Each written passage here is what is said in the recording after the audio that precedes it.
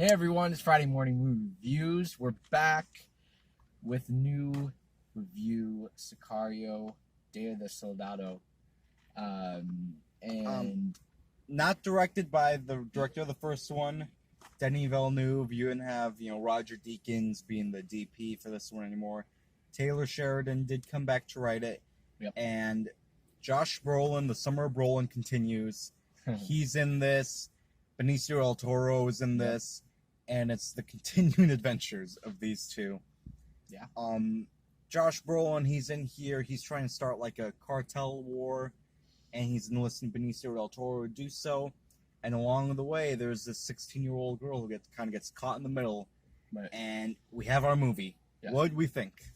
So it's very political. It gets into politics a lot, gets into governmental stuff a lot, and it tries to break down all these certain topics that you have in the border, and it's jumping around a lot. So you have a partial movie that could be made, at the border. You could have one that deals with the government and what Josh Brolin's character is trying to do, and have, interrogations, waterboarding like that, like Zero Dark 30 type movie. Or you could have Benicio del Toro's movie, which is kind of this other flip side, and becomes more a little dirty and infiltrating, the system and everything, which I like that movie a lot, where that's going. I love that stuff. I think I told you this earlier. This is a good 90-minute movie inside of a 2-hour movie. Yeah. Because if you write down everything that happens in this movie on a piece of paper, and I would hand that to you, you would probably be like, that's a good idea. That's a good story. I like all these beats. But the pacing for this movie, once we get in the second act, it just slows down so much.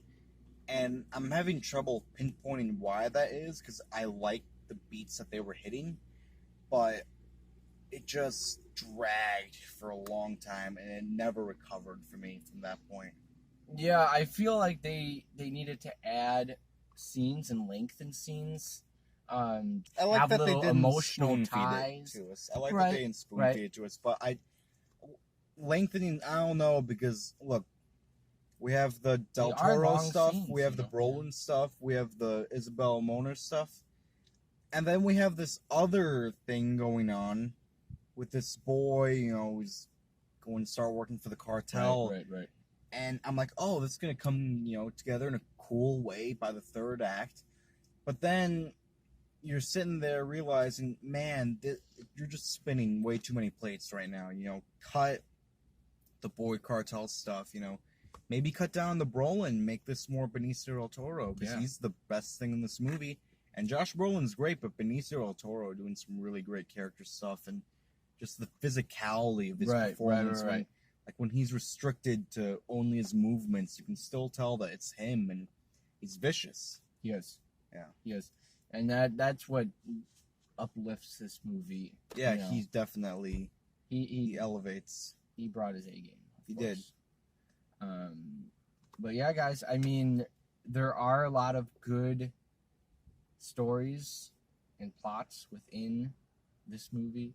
But I think it was just a little too much, and if they would have just stuck with one simple, organized, okay, let's focus on, the Day of the Soldier, like, what does that mean? So, or let's just focus on the Sicario stuff himself. Right, exactly. For a movie called Sicario, the Sicario doesn't get to Sicario a whole lot of the time, damn it, right? Call this Soldado, that's more what this movie falls under. And look, the Isabel character, she's just the hot potato that's getting taken from team to team over and over again. And you're like, and the boy cartel stuff, that I would have cut that out of the movie, to be honest with you. And I didn't really like the resolution of that. Yeah.